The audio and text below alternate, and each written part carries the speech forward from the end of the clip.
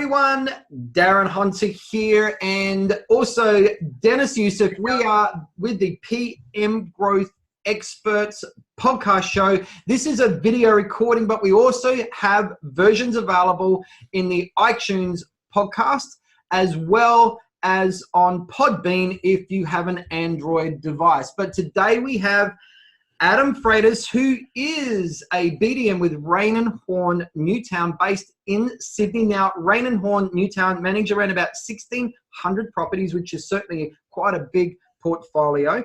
But also, Adam, you won the Real Estate Business Award, BDM of the Year for 2018. Congratulations. Thank you. Thank you, guys. Thanks for having me on. That's cool. Now, Adam, now before we just speak more and we have a chat to Adam, I just want to give a real quick plug for EBM Landlord Insurance. And I just want to, we've got to be very careful about the advice that we give towards landlord insurance, but you need to make sure that your owners have quality landlord insurance. Now, Adam, as a BDM, when you're out there and you're putting forwards, now I know you guys do use EBM landlord insurance. When you're putting towards, your prospective clients about using or having quality landlord insurance, what do you say to make sure that they sign up with the correct policy? What do you say? For me, it's simple. You look at the supermarket type of landlord insurance policies. You look at the bank landlord insurance policies. You look at the NRMAs, the companies that just package everything all up. And some of them don't cover you for much. So we know EBM's policies are great. I always recommend my clients to read through all of them to make sure that they're comfortable with the policy. But for me, when we ever make a claim, it's always very simple, and I know protection's there. Yeah, and look, and absolutely. I mean, there's nothing like an owner making a claim. For example, a methamphetamine laboratory, the price is really, really contaminated. The cleanup bill is going to be $60,000 plus. And he finds out with his supermarket brand or bank-sourced landlord insurance that he hasn't got cover. That's a very, very nasty timing. You don't then want that owner getting a smart cookie lawyer and then putting a claim on the agency, trying to reclaim losses because your qualification of tenant was somewhat questionable as well. You don't want to get into that stuff. Very quickly, for our Americans, landlord insurance is very, very new to you. It is old school here. We've been using it since the early 90s.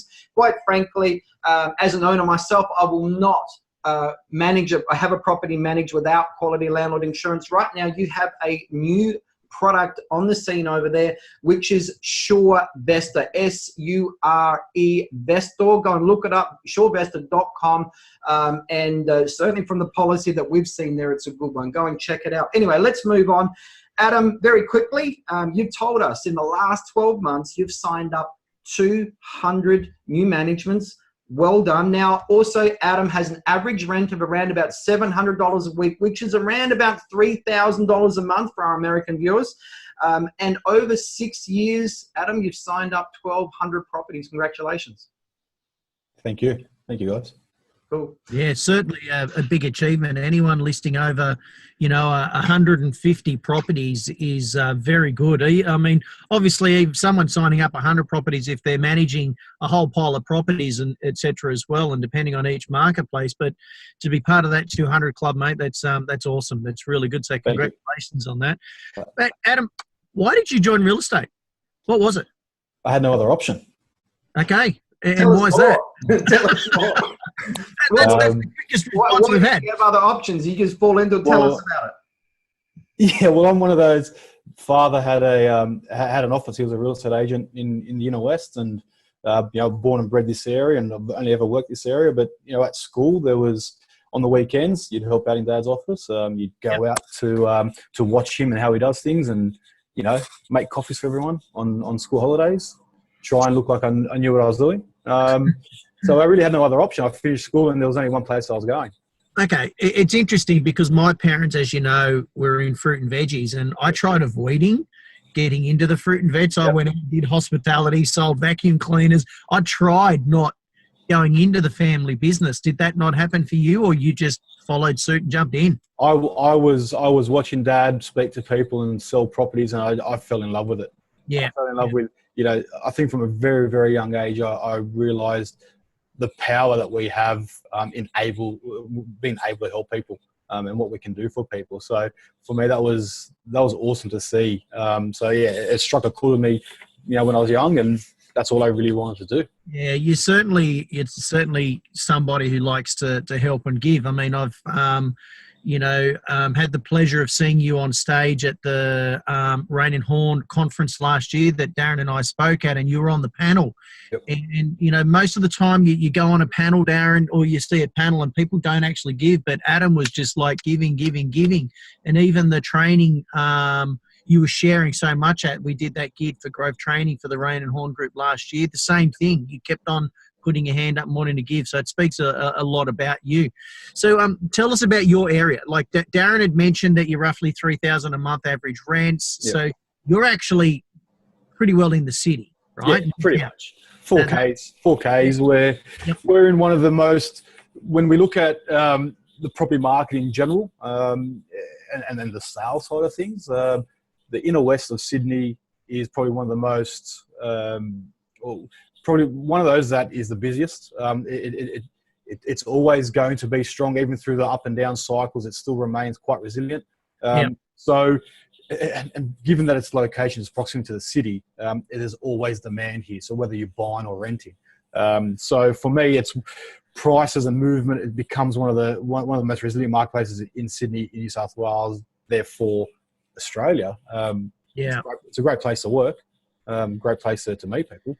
Yeah, so tell us a little bit about your location. So you're 4Ks from the centre of Sydney. I mean, one thing I like about Newtown is the amazing coffee shops and restaurants that you guys have got access to, that you've also up against a lot of those agents that have got the cheaper fees, etc., and they don't care because you're dealing with high rents as well, and they're just after getting listings to later sell.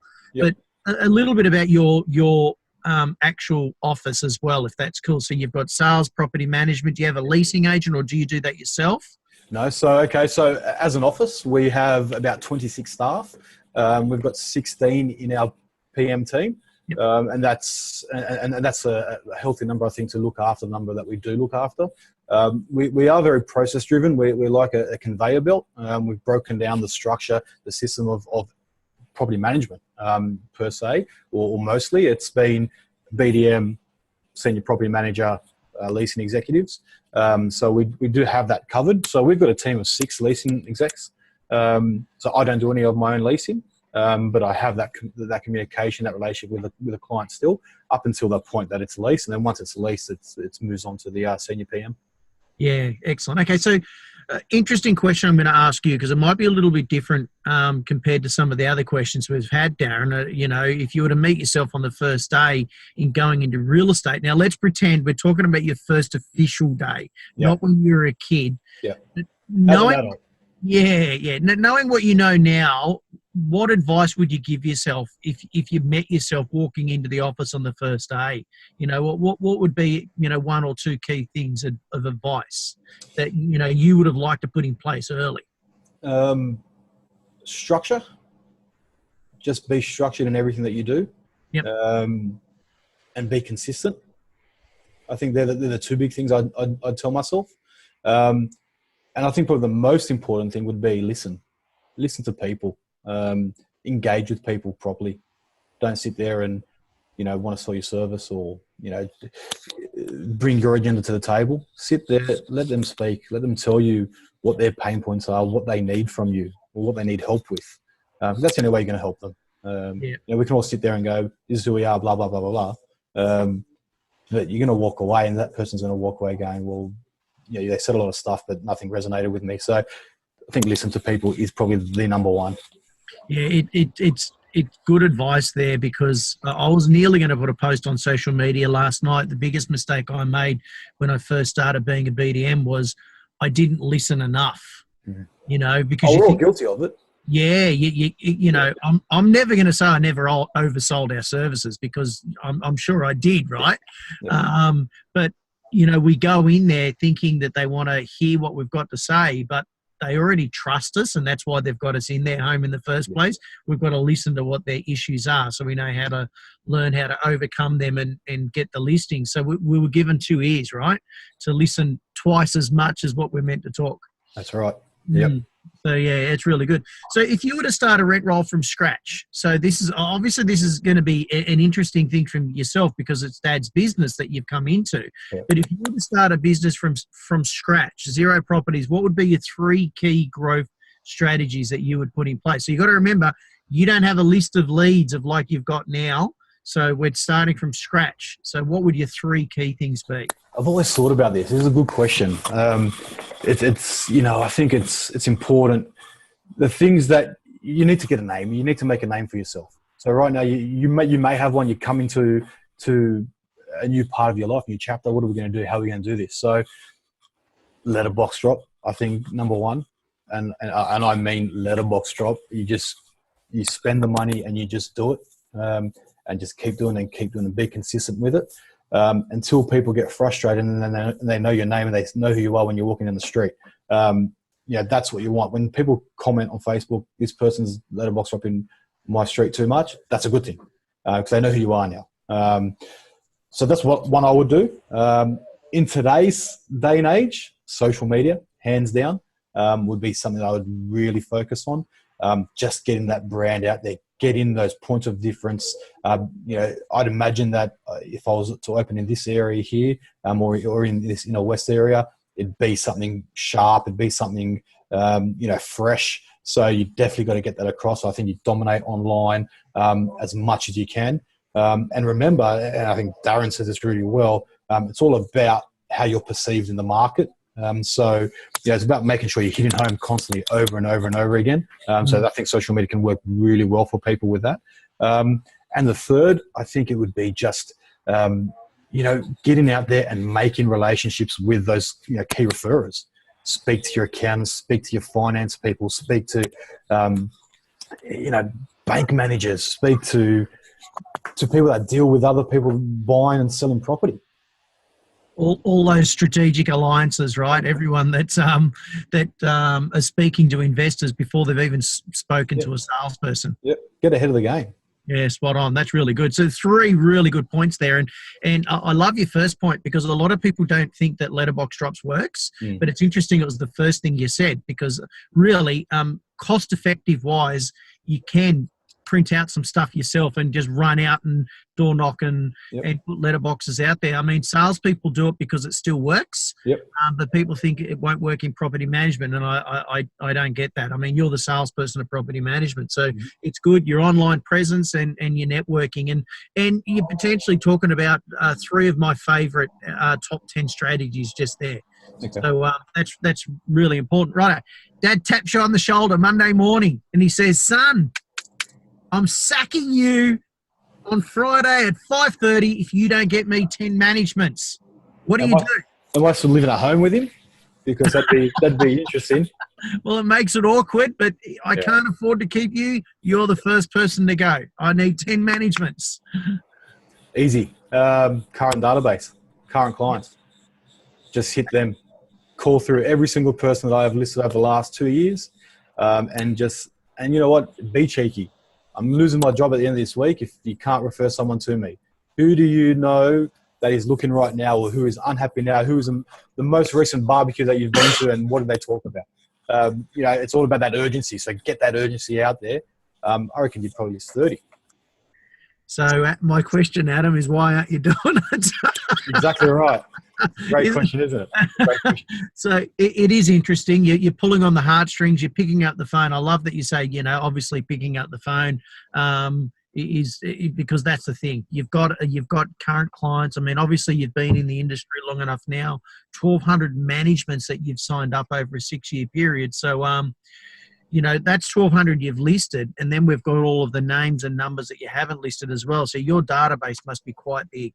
Yeah, which is really good. And that's my strength, Darren. Dennis, I think it's about, for me, it's database work. For me, that's phone database that's my strength. That's where I live. Yeah, excellent. Okay, so that actually segues into the next question. What would be your your biggest rent roll growth strategies? Obviously picking up the phone, and that's utilizing that database. Yep. So what would be your biggest strategies in listing properties? So definitely one would be picking up the phone. I mean, that's where I live. That's a space that I live in. It's about making those phone calls. I think a lot of success that I've had actually comes from, I'm quite anal about it. I keep my database. It's not about that quantity all the time. It's about quality as well. And it's more so about quality than it is quantity, really. But I track every single person that I've spoken to. They go into my database. They will get something from me via email. I will call them. They might be happy. Their brother might be a real estate agent looking after their property. I'll still call them. It could be anything, but they will still get something from me until they say to me, like a lot of my probably seniors do, is get out of here, leave me alone, and don't ever call me again. Like that is when, okay, I've annoyed them enough. Yep. But for me, it's about persistence. It's about continuously hitting home. I'm listing property today that I missed out on 2-3 years ago. Yeah, well done. Yeah, excellent. So where else are you've got 16 people in property management. So I'm presuming you've got about 8 sales. So sales, how much a percentage would they be in bringing business in for you? We've got 2 sales guys. Oh, 2. Okay. Yeah. So that's it. So I'm not blessed with a team of 8, 10, 20. I wish I worked in an office like that. I could only imagine, and I'd work them. I'd work every single one of them and get every single lead that they've got. So I can only imagine what that could look like. But for me, on the plus side, even though I've got 2, they're both directors and they've both been selling in this area for the last 15 years minimum. So they do quite well. They're market leaders in this area. So they know a lot of people, and there's a lot of leads that still do come through. So for me, it's about speaking and tracking those people. So I've got all different. If you want to talk database, Deniz, I can tell you from day one before I even meet someone and get their contact, but from day one up until now, I can tell you I run them through a process. I run them through different categories until they're in a place where I know that either 1, they're my client, or 2, they're a missed opportunity, or 3, they're a self-manager, whatever it may be. I know where they are. Any day of the week, I can just go in and go, who am I going to call today? Yeah, that's excellent, Darren. I'm not sure if you saw, but for any listeners out there, we do have the IGT Inner Circle, and at the beginning of January, one of the questions I put out there for everyone was, what are your goals for January? Everyone talks about their yearly goals because it's the new year, but January is just another month. And Adam, I can't remember what his number was for listings, but someone asked how is he going to do it, and he says, well, I'm going to make 400 calls. That was his figures in there. And I went, that's why this guy's an award-winning BDM. And then there was a couple of people asking, how are you going to do that? Because they don't get it. They don't get you've got to make 400 calls to make 200, let's say, potential appointments over a 6-month period and then list so many, There's I just want to add, we're actually just about to do a video challenge as well. So people can learn how to use video, even down to 1-minute videos on how to promote themselves out in the market, be perceived as experts. Now, if you're not part of our Facebook group, just go to Facebook and dial up IGT Inner Circle. There are 3 questions that you need to answer. Otherwise, we can't let you in. Make sure you answer those 3 questions and come in and be part of our group. You're going to get challenged. You're going to get skills. You're going to get part of an international group of people that really, really want to grow their businesses, and even just the encouragement as well. We really enjoy what goes on in the group there. But no, Adam, you're going to be in that challenge, Adam? I think I might give it a go this time around. I reckon it's a good idea, buddy. Well, we're giving a free ticket. We're giving a free ticket to our Dominate Social 2019 event, which I don't like to promote events in this podcast because it can be dated, but in April, we're doing a 2-day workshop just on social media. So we're giving a free ticket away as part of that. But I'm in. Yep, all good. All righty. Adam, quick question. With getting out there, getting before an owner, and he says, well, hang on, the other agents down the road charge 6% or 5%. Why should we go with you? How do you, let's not get into scripts at the moment, but how do you make sure that you go in and get your full fees? I think it starts from before I'm even there. So sat back and looked at this and thought, when I'm out, people always want to try and get a small win. I get that. But, well, not always, but most of the time they like to get a small win. But I think, how can I try and stay away from that fee conversation, not have them bring that up and make that an issue? So I think it started from, for me, it started looking at, okay, as soon as I book an appointment or my conversation on the phone, I have a set of questions now that I ask somebody before I even book an appointment. And then once I've made that appointment, I then shoot a questionnaire to them via like a survey monkey. And I ask them to complete that before I go out to see them. So then I already know what maybe some pain points are for them, what they really want from their property manager, what they're expecting. So once I've got all that information, they're giving me that. So I know what to talk about when I'm in front of them. You're already working out what their hot buttons are. Yeah, exactly right. And so once I know that, it just makes that conversation that much easier, where they don't even really say, can we negotiate? Do you negotiate? And if they do, I say no. And that's what I need to say. I say no. And then they say, okay, no problem. I think that's a good point, because what a lot of people don't realize is that it's just that same owner will go down to McDonald's and buy a Big Mac and not ask for a discount. They will go to their local shopping centre and buy a T-shirt and not ask for a discount. Yep. Why do they go to a BDM and ask for a discount? Is because we work in real estate. That means you must be on commission, and therefore it's negotiable, or your fees are negotiable. And so we are in the arena where negotiation is seen as acceptable, and simply people just want to have fun. They just want to try you out. In most cases, they just want to see, hey, can we just get a bit more value? But we really do want you. But if you then come back with a really good response, or look, I'm sorry, but I'm not able to discount because, most people go, okay, because they want you more than the discount. Yeah. And you know, that's really good. A lot of people don't get that, Darren. It's a great point. That it's a game. It's no big deal to them. They still want you. You just have to respond in a right way and play the game. Don't offer resistance. Don't get grumpy with them. Don't look up in shock. It's just a case of just play the game. Yep. Yeah, exactly right. Yeah, absolutely. Alrighty, now, okay. Owner says to you, if you can match your management fee with the other agent down the road, what are some scripts that you do use than just saying no? What are some good ways that you can come back, and what's a good response? One of my favourites, and one that I probably use 90% of the time, is one of yours. I think I'll probably change it around a little bit, but it's more so along the lines of, we've gone through the process, and at each point I asked you if you were okay and comfortable with that, and you understood the process in full, and you said yes, you agreed. Where have I gone wrong, or where have we not covered in enough depth for you to think that we are the same as the agent down the road? Because in terms of offering a service to somebody, it's easy to say one thing, but if they can't demonstrate it, then where does that leave you? And you sort of try and get that response back from someone, see where, okay, and I think what I found, the more direct and honest you are with people, the more direct and honest they're going to be back to you. So they're not going to dance around the topic anymore. So you hit it on the head. Usually you get from somebody, whether they're just there, you're there to price the property as to keep somebody else honest, and that's okay. Like, it's going to happen. But for me, it'll be like, okay, so you've met with the people down the road. Out of the two agencies at the moment, who do you feel more comfortable with going with? If you had to make a decision right now, who would you go with? And they say, well, if you can match it, we go with you. Okay, so what you're saying to me right now is that you believe that our service will benefit you more than the person down the road, but you still want us to offer the same fee as them. They say yes. And so, well, then does that make sense to you? You know that you're coming, you want this level of service, but you only want to pay for their level of service. That doesn't match. And people get that. They're like, yeah, you know what, that makes sense. It doesn't make sense. I think that's a great line. I like that. Well done. You go back to what you do. You break it down to what that cost in price is difference.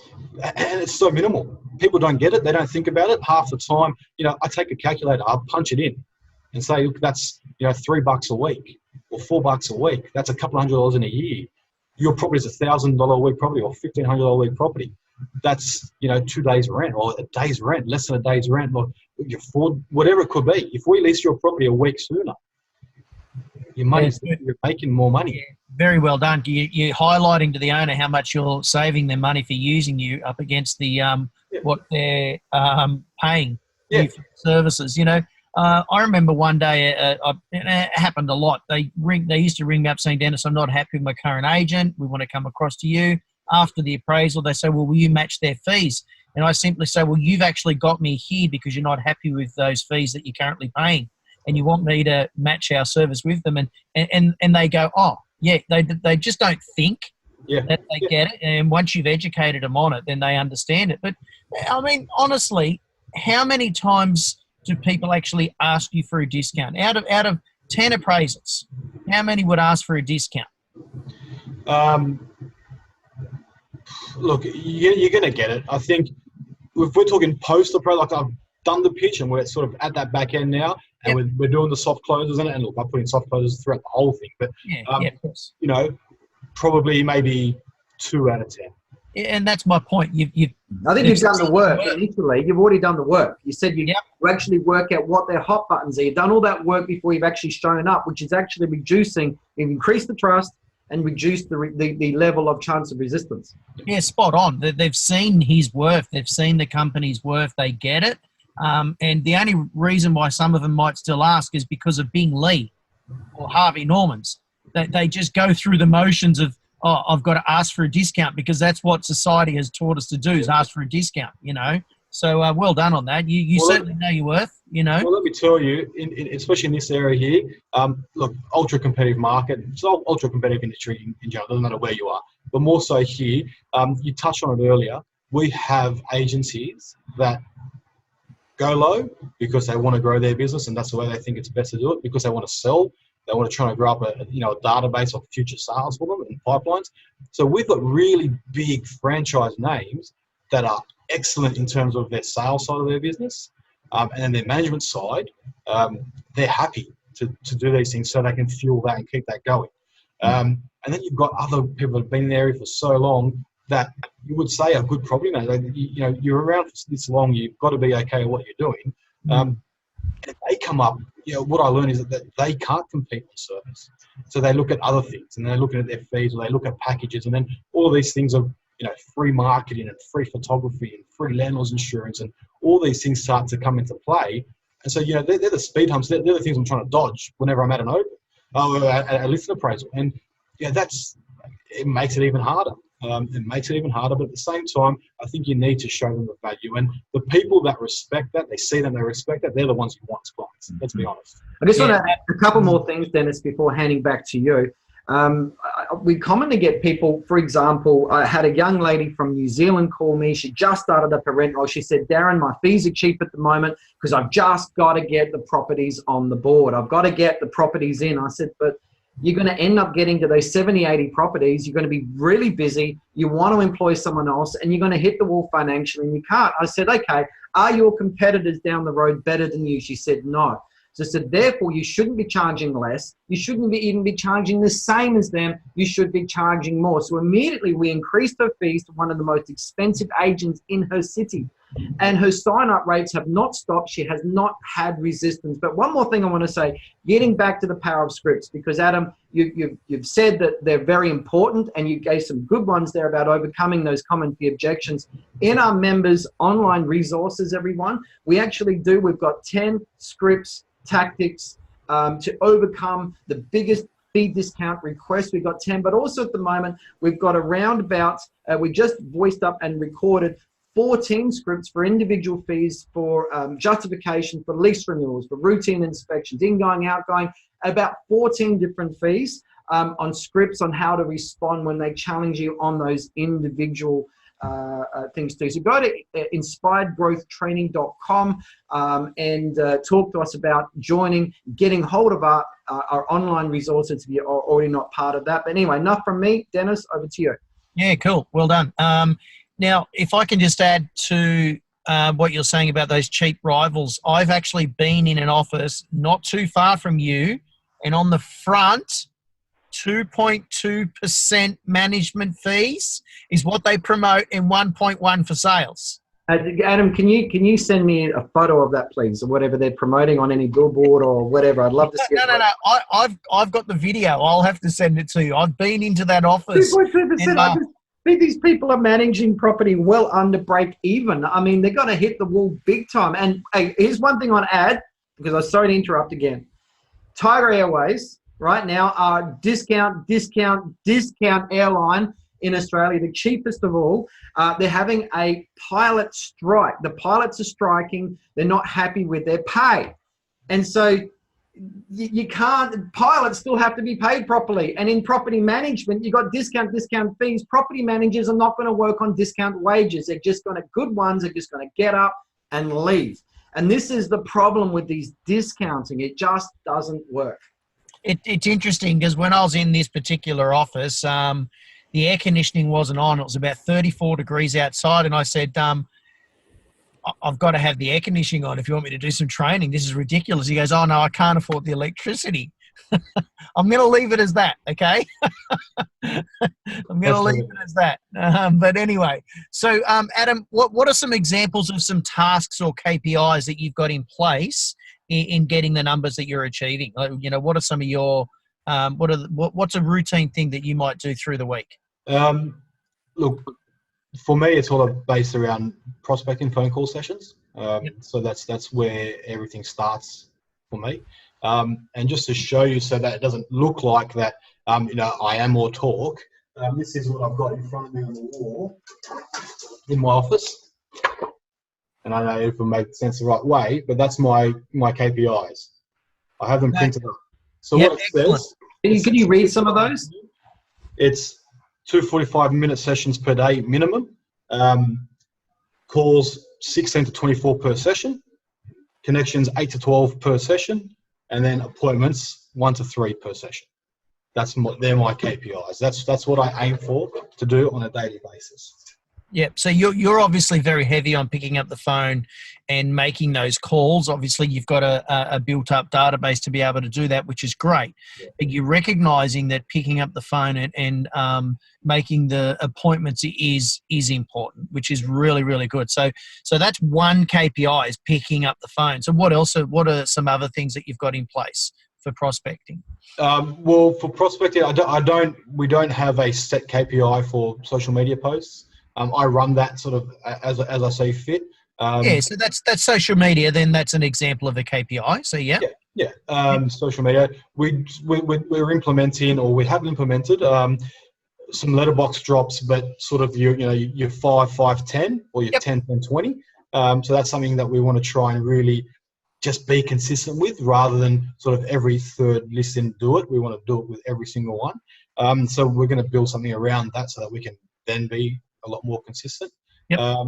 So for me, on a daily basis, I'm looking at my social media, I'm looking at my prospecting phone calls, I'm looking at what we've listed and getting that out to the neighbours to let them know that this is happening.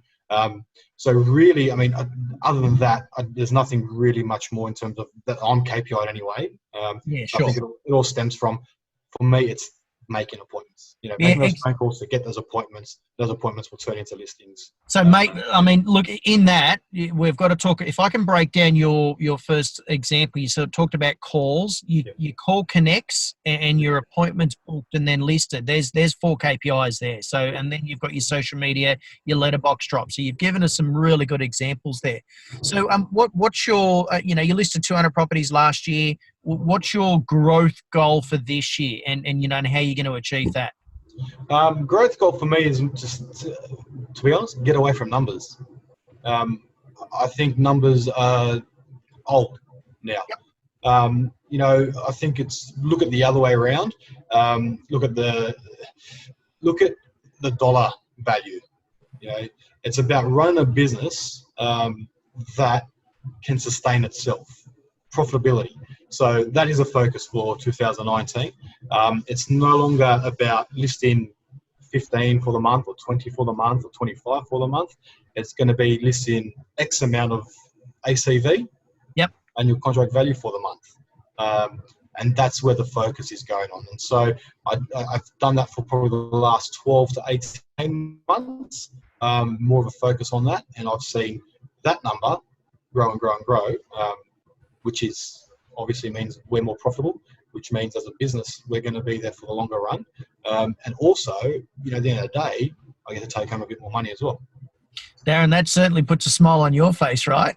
And let's be honest. Listing 2 quality properties is better than 3 average properties. I had this conversation when I first started here. I sat down with one of our directors, and he said, "Okay, so this is what we're going to do. We're going to go. Your target's 10 properties a month, and then anything above that, we're going to look at, and we'll work out half a week's rent or something like that, or 10% of X amount. We'll work something out like that, and that's how we're going to do it." I said, "Okay, not a problem." I came out of a BDM role from another office, and guess what their targets were every month? It was 10 a month. Okay. And then, you're speaking with other people in the network and then in other offices, and they're thinking, okay, you're doing okay as a BDM. You know, what should the targets be for everyone? Should it be like, 10 a month? Everyone got this 10 a month in their head, and think that's the only way to tell if someone's doing a good job or not. So then I flipped it around. I sat down with my director and said, okay, no worries. Let's sign up 10 studios every month that are $200 a week. And let's charge them 6%. And then, if I sign 13 or 14 or 15 of them, you'll pay me some commission. You'll be happy with that. And, where we go. So, or what happens if I list 6 4-bedroom houses at $1,200 a week, each one? Are you not going to pay me anything? Is the business going to make more money? Are we not in a better position? Said, yeah, that's a pretty good point. Let's look at this and let's change things around a little bit. So that's what we had to move away from numbers. So let's look at what we generate. What does it cost us to run a property management department? What does it cost us to manage one property? Work out an average. And we have to go off averages because that's all we can really, because sometimes we're going to work on other properties more than we will others. But how much does it cost me to look after one property on an average? And I'll add something to that. I've done numbers. It's different from every rent roll, but the businesses I've worked with in Perth, we did a survey once. It's around about $1,500 per property per year to the cost to manage. Yep. Other places $1,300. So I'll probably say $1,300 to $1,500, maybe $1,200. I mean, in Victoria, they tend to manage a lot more property for their prop managers, but they're not doing as many routine inspections. They're not doing as a lot of them aren't signing up lease renewals as well, so it takes up a bit of the workload. But it's different horses for courses. But it's around about that $1,300, $1,500 per property, very loosely, that we're seeing out there. And the best way people to work that out is just go to your accountant. What's your total property management expenses for the last year? And you're just going to have to work out, the shared electricity expenses, all of those sort of things, and then divide in the average amount of properties you've had in that last year as well. What did you have in January and then February, then March? What were those average numbers over a year? Then what was that over each month? What was the average numbers? Divide that in your total expenses, and you'll know roughly what your cost is. And then that allows you then to go and have a look at, well, how much did you pay? Or how much did you receive, I should say, in fees from those bottom dwellers, those C-class owners? And you'll probably find you're not even at break even. Mate, if you're paying to manage them, you're paying to manage them, and you're putting up with your crap. You're actually bleeding money to manage those properties, and you're best off just cutting them loose, and you'll actually grow financially by removing them and replacing with a full fee proper property. So some good feedback there. But alrighty, one last question, Adam, and we'll wrap things up. But let's just say you're on stage at the Inspired Growth Conference, and you're speaking to business owners and BDMs, and you've got 1 minute. What's the most important thing you would say to them in 1 minute? Okay, so other than going on in terms of what I would tell myself on that first day, for me, and I say this I share this. I actually do this when I'm talking at conferences or I'm talking at seminars with the network or going to other offices to help them out. I say, get rid of the worst F word in the English language, and it's called fear. Because we all fear something. We can fear not being good enough. We can fear being good, because what do I do next?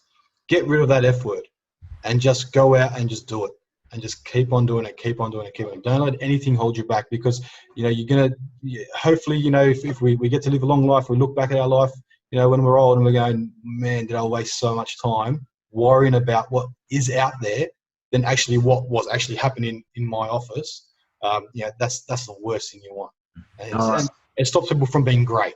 That's Yeah, right. very good advice. I mean, fear, the F word covers quite a few different things, and follow-up is one of the biggest fears that people have, because we all fear rejection, So like you said, I mean, it's great that you're listing a property from 2 years ago. That's exciting, and that's that continued follow-up. So obviously you don't fear picking up the phone, or you don't fear getting on video.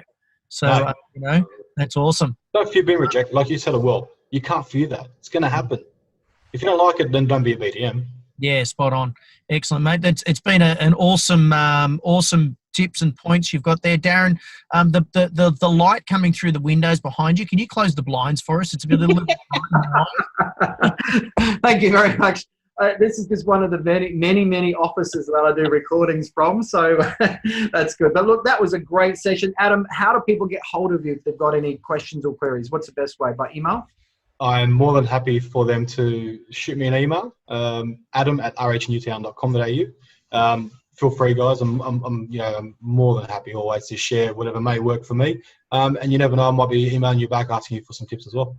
Alrighty, so that's Adam@RH for Raine and Horne, rhnewtown.com.au. Thanks so much, Adam. I've had a ball, really good session, lots of good meaty stuff there. Dennis, I know there's more material that we can be doing with Adam. I think we need to do a whole session just on picking up the phone. Yeah, spot on. There's a whole session there. So we've actually got a BDM coaching series of training videos we're going to do, starting a BDM from scratch. And Adam, we're going to talk to you about doing a whole session with us on that. So well done. Thanks, everyone. And thank you, Adam. Thanks, Dennis. And take care. No problem. Thanks, Take guys. care, guys. Speak to you soon.